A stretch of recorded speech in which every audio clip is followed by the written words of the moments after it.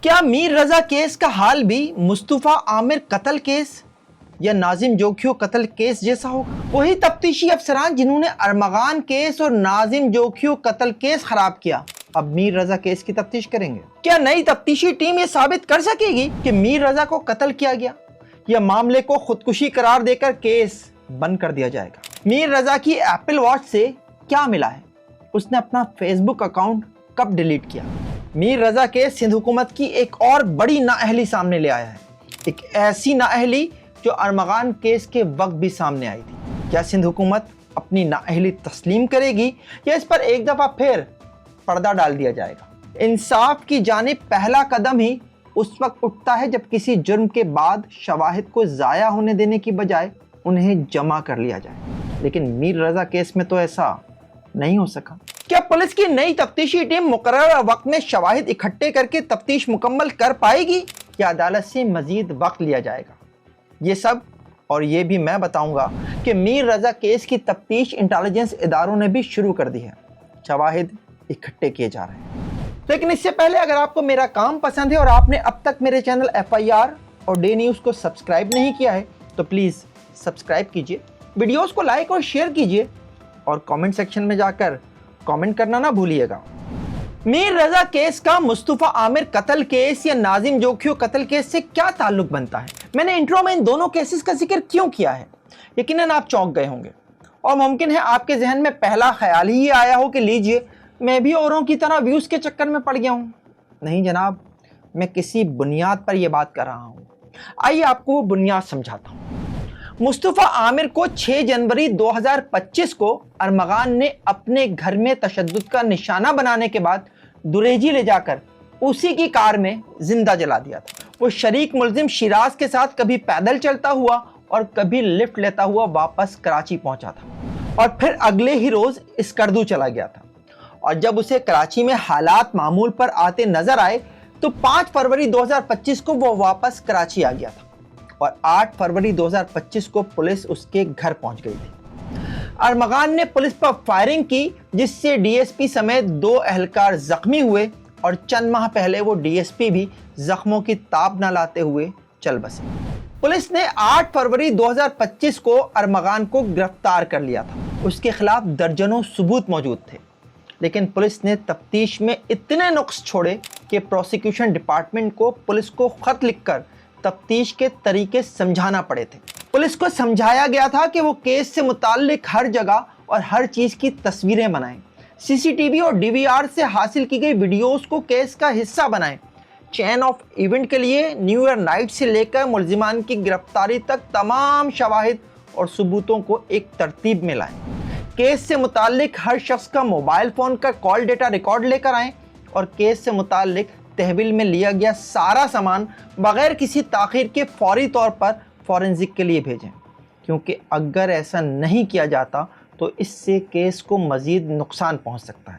Prosecution کے اس خط میں اور بھی بہت کچھ تھا، مزید جاننے کے لیے آپ میری پرانی ویڈیو دیکھ سکتے ہیں جس کا تھمبنیل اس وقت اسکرین پر موجود ہے۔ جانتے ہیں پروسیکیوشن ڈپارٹمنٹ نے یہ خط کسے لکھا تھا؟ مصطفیٰ عامر قتل کیس کے تفتیشی افسر انسپکٹر محمد علی کو، وہی انسپکٹر محمد علی جسے اب میر رضا قتل کیس کی نئی تفتیشی ٹیم میں بطور انویسٹیگیٹر شامل کر لیا گیا ہے۔ نہ جانے اب کیا ہونے والا ہے۔ مصطفیٰ عامر قتل کیس پچھلے 1.5 سال سے انسداد دہشت گردی کی عدالت میں پینڈنگ ہے اور گزشتہ دنوں مصطفیٰ عامر کی والدہ وجیہہ عامر نے انصاف ملنے میں تاخیر پر سندھ ہائی کورٹ میں درخواست دائر کی ہے، جس میں اگر ایک طرف یہ کہا گیا ہے کہ ارمغان کی جانب سے جان بوجھ کر تاخیری حربے استعمال کیے جا رہے ہیں، کبھی اس کی والدہ اس کے طبی معائنے کے لیے میڈیکل بورڈ قائم کرنے کی درخواست، تو کبھی اسے ذہنی مریض ثابت کرنے کے لیے سائیکیٹرسٹ سے معائنے کی درخواست دائر کر دیتی ہیں، تو کبھی ارمغان جج پر ہی عدم اعتماد کرتے ہوئے کیس کسی دوسری عدالت میں منتقل کرنے کی درخواست لگا دیتا ہے۔ تو دوسری طرف یہ بھی کہا گیا ہے کہ مقدمے کی 2 سماعتوں پر تفتیشی افسر یعنی انسپکٹر محمد علی عدالت میں موجود نہیں تھے، جس کی وجہ سے کیس کی کارروائی آگے نہیں بڑھ سکی۔ وجیہہ عامر نے سندھ ہائی کورٹ سے درخواست کی ہے کہ انسداد دہشت گردی کی خصوصی عدالت کو ہدایت کی جائے کہ وہ قانون کے مطابق اس کیس کی جلد سماعت کر کے فیصلہ سنائے۔ وجیہ عامر نے ارمغان کی والدہ سارہ خان کو بھی اس درخواست میں پارٹی بنایا ہے اور سندھ ہائی کورٹ سے استدعا کی ہے کہ ارمغان کی والدہ جو نہ تو اس کیس میں ملزم ہیں اور نہ ہی پارٹی، انہیں مصطفیٰ عامر قتل کیس کی کارروائی کے دوران غیر ضروری مداخلت سے بھی روکا جائے۔ سندھ ہائی کورٹ نے وجیہ عامر کی درخواست پر انسداد دہشت گردی کی ماتحت عدالت سے تفصیلی رپورٹ مانگ لی ہے کہ بتایا جائے کہ کیس کی جلد سماعت نہ ہونے کی کیا وجوہات ہیں۔ مصطفیٰ عامر قتل کیس کا ذکر نکلا ہے تو چلتے چلتے آپ کو اس کیس کی ایک لاسٹ اپڈیٹ بھی دے دوں۔ میرے کئی ویور اس کیس کی اپڈیٹ مانگتے رہتے ہیں، تو جناب ارمغان نے اپنا وکیل تبدیل کر لیا ہے اور نئے وکیل ہیں جاوید میر ایڈوکیٹ، اور ہفتہ 15 اگست کو اس کیس میں ایک اہم اپڈیٹ آئی ہے۔ انسداد دہشت گردی کی عدالت نے ارمغان کی ایک اہم درخواست مسترد کر دی ہے۔ ارمغان نے اس درخواست میں یہ استدعا کی تھی کہ مصطفیٰ عامر قتل کیس دہشت گردی کا کیس نہیں، لہٰذا اس میں سے انسداد دہشت گردی ایکٹ کی دفعہ نکال کر اسے سماعت کے لیے سیشن عدالت بھیج دیا جائے۔ ارمغان کے نئے وکیل نے اس درخواست کی پیروی کرنے سے انکار کر دیا، جس پر عدالت نے درخواست نان پروسیکیوشن پر مسترد کر دی ہے، جبکہ عدالت نے وجیہ عامر کی ایک اور اہم درخواست منظور کر لی ہے۔ وجیہ عامر نے ارمغان کے خلاف ڈی ایس پی سمیت 2 پولیس اہلکاروں کو فائرنگ کر کے زخمی کر دینے کے مقدمے اور اسلحے کی برآمدگی کے 4 دیگر مقدمات کو مصطفیٰ عامر قتل کیس کے ساتھ چلانے کی درخواست کی تاکہ الگ الگ فیصلوں سے انصاف کی فراہمی متاثر نہ ہو۔ وجیہ عامر کی درخواست منظور ہو جانے سے اب ارمغان کے خلاف 5 مقدمات ایک ساتھ چلیں گے، اور اگر انسپیکٹر محمد علی کیس ثابت کر سکے تو شاید ارمغان کو سزا بھی ہو جائے۔ میر رضا کیس پر واپس آنے سے پہلے ذرا کچھ بات ناظم جوکھیو قتل کیس پر بھی کر لیتے ہیں، اور اس کا میر رضا کیس سے کیا لنک بنتا ہے وہ بھی آپ کو سمجھا دیتا ہوں۔ ناظم جوکھیو تو آپ کو یاد ہوگا ہی، ملیر کا ایک سوشل ورکر جس نے سرداروں کی مخالفت مول لی تھی۔ ناظم جوکھیو نے نومبر 2021 میں علاقے میں غیر ملکی افراد کی جانب سے تلور کا ممنوعہ شکار کھیلنے کی ویڈیو بنائی تھی اور سوشل میڈیا پر پوسٹ کر دی تھی۔ یہ غیر ملکی افراد مہمان تھے جام عبد الکریم اور جام اویس کے۔ ایک بھائی پاکستان پیپلز پارٹی کا MNA اور دوسرا MPA تھا۔ ناظم جوکھیو کو اپنے کیے کی سخت سزا ملی تھی اور 3 نومبر 2021 کو ملیر کے ایک فارم ہاؤس سے اس کی لاش ملی تھی، جس کے پوسٹ مارٹم سے پتہ چلا تھا کہ اس پر بدترین تشدد کیا گیا۔ اس کے سر، چہرے، کمر، سینے اور ہاتھوں پر تشدد کے نشانات پائے گئے تھے۔ یہ فارم ہاؤس جام اویس کا تھا۔ ابتدا میں جام اویس سمیت متعدد افراد کو حراست میں لیا گیا اور پولیس نے جنوری 2022 میں جب اس کیس کا فائنل چلان عدالت میں پیش کیا تو جام اویس اور جام عبد الکریم دونوں اس کیس میں ملزم بنائے گئے تھے، لیکن پھر کیس میں انٹری ہوئی ایک نئے کردار کی، انسپیکٹر سراج لاشاری، مقدمے کے تفتیشی آفیسر، جنہیں مشتبہ باجوہ کو ہٹا کر اس کیس کا نیا IO لگایا گیا تھا۔ اور انسپیکٹر سراج لاشاری نے اپریل 2022 میں ایک متنازع چالان عدالت میں پیش کیا، جس میں جام عبد الکریم اور جام اویس کو ملزمان کی فہرست سے نکال کر ان کا نام کالم 2 میں نیلی سیاہی سے لکھ دیا گیا، یعنی دونوں کو ناظم جوکھیو کے اغوا، تشدد اور قتل کے الزامات سے نکال دیا اور عدالت سے درخواست کی کہ انہیں بری کر دیا جائے۔ اور جانتے ہیں یہ انسپیکٹر سراج لاشاری کون ہے؟ یہ وہی انسپیکٹر سراج لاشاری ہے جسے میر رضا کیس کی نئی تفتیشی ٹیم میں انسپیکٹر محمد علی کے ساتھ شامل کیا گیا ہے۔ انسپیکٹر سراج لاشاری ناظم جوکھیو کیس کے کچھ عرصے بعد DSP ہو گئے تھے اور ان دنوں حیدرآباد میں RRF میں تعینات ہیں، اور وہاں سے انہیں لا کر کراچی کے ایک ہائی پروفائل کیس کا تفتیشی افسر مقرر کر دیا گیا ہے۔ اور اب پولیس کی جانب سے اس کیس کو ایک دفعہ پھر خودکشی کی طرف لے جانے کی کوشش ہو رہی ہے، اور ملتے جلتے کیسز کی ڈیٹیلز مجھ سے بھی شیئر کی جا رہی ہیں، اور میں آپ سے اس لیے شیئر کر رہا ہوں کہ آپ کو پولیس کے اس باریک کام کا پہلے سے پتا ہو۔ 19 ستمبر 2025 کو ناظم آباد میں ایک کپڑے کے تاجر زبیر الدین کی لاش ملی تھی، جسے سینے میں گولی لگی تھی۔ پولیس نے موقع پر پہنچ کر لاش کو پوسٹ مارٹم کے لیے اسپتال منتقل کیا اور MLO نے پوسٹ مارٹم رپورٹ میں اسے خودکشی قرار دیا۔ MLO کی رپورٹ کے مطابق زبیر الدین نے پستول اپنے سینے پر رکھ کر گولی چلائی جس سے اس کی ہلاکت ہوئی۔ یعنی وہی بیانیہ جو پولیس نے شروع میں میر رضا کیس میں بنایا تھا۔ پولیس کے مطابق اس کیس میں جب مزید تفتیش کی گئی تو پتہ چلا کہ زبیر الدین پر مختلف لوگوں کا قرض تھا۔ اس نے کاروبار میں انویسٹمنٹ کے نام پر مختلف افراد سے کروڑوں روپے لے رکھے تھے۔ 8 کروڑ روپے تو صرف ایک شخص دانش کے تھے، جبکہ کسی کے 40 لاکھ، کسی کے 35 لاکھ اور کسی کے 21 لاکھ ملا کر مجموعی طور پر وہ 15 کروڑ روپے کا مقروض تھا، جبکہ اس کی دکان میں سے 30 سے 35 لاکھ کا مال تھا۔ 19 ستمبر کو زبیر الدین نے اپنی اہلیہ کو فون کر کے گیلری میں بلایا اور کہا کہ ٹوکری نیچے پھینکو، پیسے لے لو اور موٹر سائیکل کی چابی بھی، میں خط بنوا کر آ رہا ہوں۔ اور کچھ دیر بعد گلی سے اس کی لاش ملی تھی۔ پولیس کو زبیر الدین کے کیس میں خودکشی کے لیے جو اہم ترین کلو ملا تھا وہ اس کے کسی کو بھیجے گئے میسیجز تھے، جن میں اس نے زندگی سے بیزاری کا اظہار کرتے ہوئے کہا تھا کہ زندگی سے دل بھر گیا ہے، سب مطلبی ہیں، بچے کی برتھ ڈے منا لوں، آنے والا جمعہ میرا آخری جمعہ ہوگا، اور 19 ستمبر جمعے کو ہی تھی۔ پولیس میر رضا اور زبیر الدین کے کیسز میں مماثلتیں تلاش کر رہی ہے، لیکن دونوں کیسز میں 2 بڑے فرق ہیں۔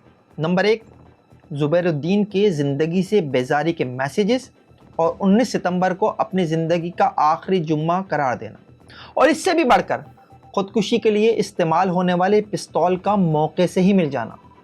میر رضا کیس میں نہ تو میر رضا کا کوئی سوسائیڈ نوٹ ہے اور نہ ہی موقع سے کوئی پستول ملا ہے تو صرف ایک خول، جس کے بارے میں ابھی تک یہ پتہ نہیں چل سکا ہے کہ کیا یہ اسی پستول کا ہے جو میر رضا نے اپنے بہادر آباد میں واقع کچن سے اٹھایا تھا، یا کسی اور پستول سے فائر کی گئی گولی کا۔ اور پولیس کے لیے یہ جاننا اس لیے مشکل ہو گیا ہے کہ پولیس کے فورنزک ڈپارٹمنٹ کا وہ انٹیگریٹڈ بیلسٹک آئیڈینٹیفیکیشن سسٹم جو آٹومیٹکلی یہ بتا سکتا تھا کہ یہ خول کس پستول کا ہے، وہ پچھلے 3 سال سے بند پڑا ہے۔ یہ سسٹم پولیس کو امریکن ایمبیسی کی جانب سے ڈونیٹ کیا گیا تھا، لیکن بعد میں اس کے سافٹ ویئر کی سبسکرپشن فیس اور ہارڈ ویئر کی اپ گریڈیشن کے چارجز سندھ حکومت نے ادا کرنے تھے، لیکن 3 سال ہو گئے ہیں، تاحال سندھ حکومت اور وفاقی حکومت اس مسئلے کو حل نہیں کر سکی ہیں۔ اور مسئلہ کوئی اتنا بڑا نہیں ہے، کیونکہ ادائیگی ڈالر میں ہونی ہے اور اس کے لیے سندھ حکومت کو فورن کرنسی اکاؤنٹ چاہیے اور وفاقی حکومت کو اس کے لیے فورن کرنسی کور دینا ہے۔ لیکن شاباش ہے دونوں حکومتوں کو کہ وہ اسے 3 سال سے لٹکائے ہوئے ہیں۔ IBIS وہ سسٹم ہے جس کے تحت ماضی میں کراچی میں کئی ہائی پروفائل کیسز حل ہو چکے ہیں، جس میں مشہور قوال امجد صابری قتل کیس، مولانا ضیاء الدین مرڈر کیس، صدر میں فوجی جوانوں کی شہادت کا کیس، رینجرز اور پولیس پر حملوں، اور سندھ اسمبلی میں سابق اپوزیشن لیڈر اور موجودہ رکن قومی اسمبلی خواجہ اظہار الحسن پر حملے کا کیس بھی شامل ہے۔ صرف خواجہ اظہار الحسن کے کیس کی اگر بات کریں تو ایک ملزم کی گرفتاری کے بعد اس کے پاس موجود اسلحے کو جب IBIS کے ڈیٹا سے میچ کیا گیا تھا تو دہشت گردی کے 32 کیس ایک ساتھ حل ہو گئے تھے۔ IBIS نے دہشت گرد سے ملنے والے اسلحے کے 32 وارداتوں میں استعمال ہونے کا ثبوت دیا تھا، لیکن فورنزک سائنس کا یہ جادو 3 سال سے کراچی میں چل نہیں پا رہا ہے۔ اب ذرا میر رضا کیس میں ایک اور اہم چیز آپ کو دکھا دیتا ہوں، یہ ہے میر رضا کی ایپل واچ، اور اس کے مطابق میر رضا نے 28 جولائی کی رات 2:42 پر اپنا فیس بک اکاؤنٹ مستقل طور پر ڈیلیٹ کر دیا۔ اسے فیس بک سے جوابی میسیج بھی ریسیو ہو گیا تھا، یہ بھی دیکھیے۔ اس کے مطابق میر رضا نے 4:05 پر اپنے فون سے فائنڈ مائی کی ایپ کو ڈسیبل کر دیا تھا، یعنی اس کے بعد اس کے فون کو ایپل واچ کے ذریعے ڈھونڈنا ممکن نہیں رہا تھا، یا دوسرے لفظوں میں یوں کہیے کہ میر رضا کو فائنڈ مائی کے ذریعے ڈھونڈنا ممکن نہیں رہا تھا۔ اب ایک آخری بات، اس کیس میں بڑی جان لگا کر شواہد کو ضائع کیا گیا ہے، اور ایسا اس کیس کی تفتیش میں ہوا ہے۔ انصاف کا پہلا مرحلہ ہی تفتیش ہے۔ کسی قتل کے بعد پہلا سوال ہوتا ہے کہ قاتل کون ہے، اور دوسرا کہ اس کے خلاف ثبوت کیا ہیں۔ لیکن ان دونوں سوالوں کے درمیان ایک بنیادی مرحلہ اور ہے جس پر بات بہت کم ہوتی ہے، تفتیش۔ ہم اکثر پوچھتے ہیں عدالت نے سزا کیوں نہیں دی، استغاثہ یعنی پروسیکیوشن اپنا کیس ثابت کیوں نہیں کر سکا، गवाह क्यों मुकर गया? लेकिन इससे पहले हमें ये पूछना चाहिए कि क्या तफ्तीश दुरुस्त तरीके से की गई थी? मीर रज़ा केस ने एक बार फिर इस सवाल को जन्म दिया है कि अगर इब्तिदाई तफ्तीश ही कमज़ोर हो तो क्या बाद के मराहिल से इंसाफ की तवक्को की जा सकती है? शायद मीर रज़ा केस की नई तफ्तीशी टीम इसी नुक्ते पर काम कर रही है। वो इब्तिदाई तफ्तीश में होने वाली खामियों और कमज़ोरियों को दूर करने की कोशिश में है, लेकिन उन्हें अभी तक आगे बढ़ने के लिए कोई क्लू नहीं मिला है। उन्हें वक्त चाहिए और मीर रज़ा की फैमिली का एतमाद भी। इसीलिए नई तफ्तीशी टीम के अहम रुकन एसएसपी अली रज़ा ने कोर्स पर जाने से भी मना कर दिया है। मुल्क भर से मुंतखब पुलिस अफसरान एक फॉरेन कोर्स पर हफ्ते की रात चीन रवाना हुए हैं। इस कोर्स के लिए अली रज़ा का भी न सिर्फ नाम था बल्कि फ़्लाइट भी कंफर्म थी। ज़राए के मुताबिक मीर रज़ा की फैमिली से एक मुलाकात में अली रज़ा उन्हें इस हवाले से एतमाद में भी ले चुके थे और मीर रज़ा की फैमिली ने उन्हें कोर्स पर जाने की इजाज़त भी दे दी थी।